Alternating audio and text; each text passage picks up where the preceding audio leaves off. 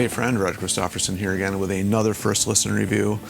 And this is one of those albums that I've pretty much had my entire life. However, it has been reissued once again, and I went back and forth on whether I was going to get this thing or not. And I'm babbling about already Deep Purple's Made in Japan. This is what they're calling their 50th anniversary, although that would have been about 3 years ago, because this was in '72, so a little bit off on that, but that's what they're calling it, the Super Deluxe Edition, which I already have a Super Deluxe Edition of this, which I believe, if I'm not mistaken, came out in 2014. I also have several other versions of this, which I've collected over the years, back when it was originally called Live in Japan, like a bootleg I have of that, because if people don't know the history of this, Deep Purple's management wanted to release a live album to promote them in Japan, and this was their first trip there, I believe. And so it was supposed to be just a Japanese release, which originally was, and it was called Live in Japan. And then somehow it got released in England, I believe. If I'm doing the history right, I could be a little bit wrong on this. And they released it, so it's like considered a double album because they released it as a double album on LP, but I guess they just called it a single album when it came out. It was a big deal back when it came out, but yeah, I've grown up listening to this. I remember when they first came out with all the concerts. I think that was the 2014 one. Actually, I think they did this again fairly more recently too. I actually should have checked my collection before doing this, where they released all the concerts already. But even on that, they didn't include all the extra encores and stuff. But I had already had that, and I think that was on a bootleg I had. I may be wrong. If somebody knows what else that stuff was on, please correct me, because, as always, I didn't check back into my stuff. But anyway, so I should probably get the cat out of the bag right from the start. I have only listened to the remix version of this so far. It's streamed. I was debating on whether I was going to get it or not. It's very hard to find. It's kind of expensive, so I didn't really know if I really needed another version of this, because I really have all the songs at this point. I just don't have a remixed version of it now, and only the original version of the album has been remixed by Steven Wilson. The other 3 live concerts have been remixed by Richard Digby Smith, who I'm not really that familiar with, quite honestly. And then there's these single edits, which I really don't care about the single edits at all myself, but some people may want all that stuff. And for me, Deep Purple is one of these bands that I have listened to since, before I could even play an instrument. It's one of those ones that got me into wanting to playing an instrument, because, I was one of those ones that learned how to play Smoke on the Water first, and just thought it was the coolest thing. And, from that point on, I just really discovered them, and they're one of my top favorite bands of all time, still to this day. And I've pretty much collected everything I could possibly find. So I did give this a listen. And I really like what Steve Wilson does with remixes generally. However, this is a live album, so I was kind of wondering what you could really do with it. And I have to be honest, I'm really impressed. I actually, I've always loved this album, and I didn't think you could really make it better. That could be debatable whether you think he made it better or not, but he did definitely clean it up and made it seem a little bit more lively, and I'm really not sure exactly what it is he did, because I'm listening to it and it just feels more like in your face a little bit, and I don't know how he did that.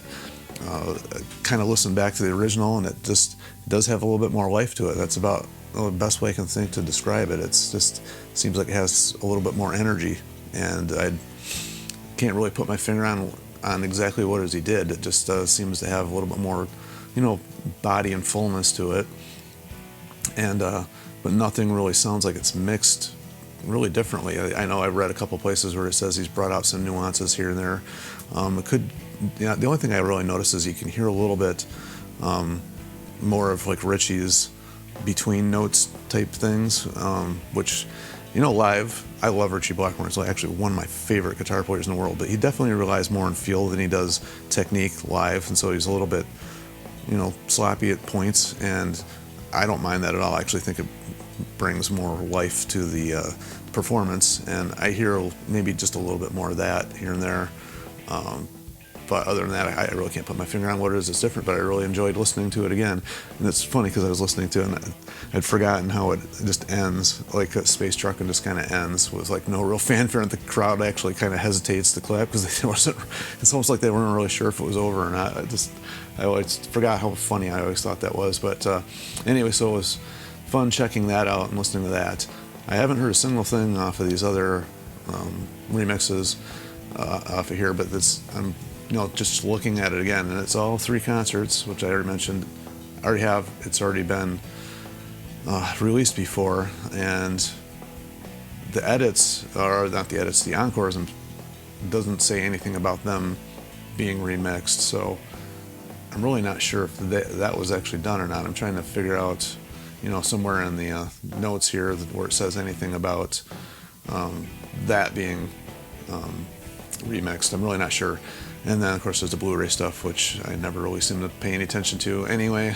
I don't have Atmos set up, so that type of thing doesn't really interest me at this point in time. Maybe someday when I decide to take the deep dive and set up a system for Atmos listening, I'll be more interested in that type of stuff. I have several releases with that stuff on there, and I've never had the opportunity to check it out, so I really don't know how good an Atmos mix really is. So if anybody out there has actually heard or experienced, I guess is a better way to put it, an Atmos mix of anything, tell us, is it worth getting? Is it worth the investment? I really don't know. I haven't heard much from just the common man out there whether this is something that's worth doing. I mean, I imagine sometimes it's going to be one of those things that everybody has, but at this point I don't know anybody that has an Atmos setup, so it'd be interesting to hear from somebody. And I'm still up in the air if I'm actually going to end up buying this thing or not. The Steven Wilson mixes, like I said, I really liked it. I was hoping I wasn't going to like it, so I wouldn't have to go out and get this. But I generally like most everything he does. He just has a way of keeping the essence of the original and just bringing out little stuff here and there. I know I'm going to listen to this a few more times. I've actually listened to it like 3 times through already, so I'm sure I'll spend some more time.